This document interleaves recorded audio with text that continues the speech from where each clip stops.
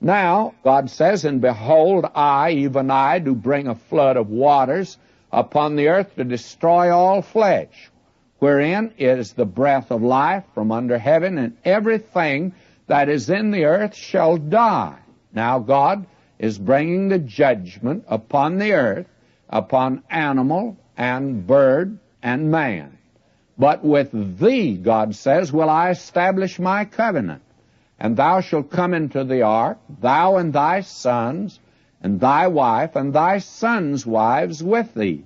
And of every living thing of all flesh, two of every sort, shalt thou bring into the ark, to keep them alive with thee. They shall be male and female, of fowls after their kind, the cattle after their kind. And again, you must understand, by this time, one cow would represent the entire cow family, the Holsteins and the Jerseys and the Guernseys and all the others. And then every creeping thing of the earth after his kind, two of every sort shall come unto thee to keep them alive. Now that is something else that we need to pay attention to. It's repeated again in the next chapter, that Noah wasn't a Frank Buck who went out and bring them back alive. He wasn't a big game hunter.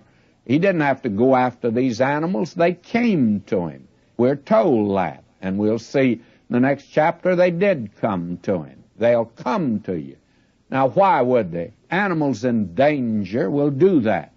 I remember the first time that we went into Yosemite Valley when our daughter was just a little thing, and she'd never seen snow before. And we put her down in the snow, and she began to whimper, but she quit when she looked over and saw a little deer.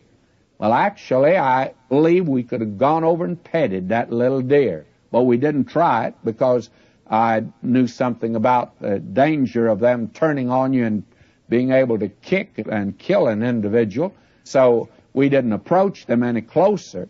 But I mentioned that to the ranger.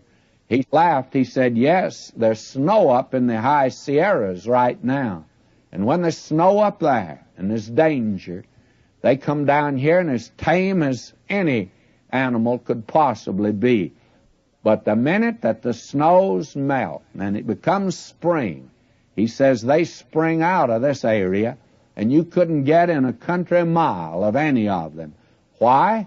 Well, because when an animal is in danger, he'll come. Now, at the time of the flood, I don't think Noah had any problem at all. I think they all came to him.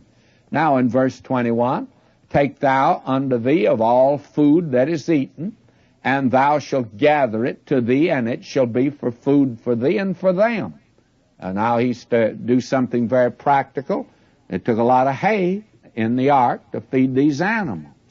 Thus did Noah, according to all that God commanded him, so did he. Now, somebody's going to say, but some of those animals ate meat. They'd eat each other. I don't think so. You say, why? Well, up to the time of the flood, apparently both man and animals were not flesh-eating. They just didn't eat flesh. No carnivorous animals, I assume. We are told of a day in the millennium when the lion and the lamb will lie down together, and the lion's going to eat straw like an ox. And that could certainly come. That probably was the original state of the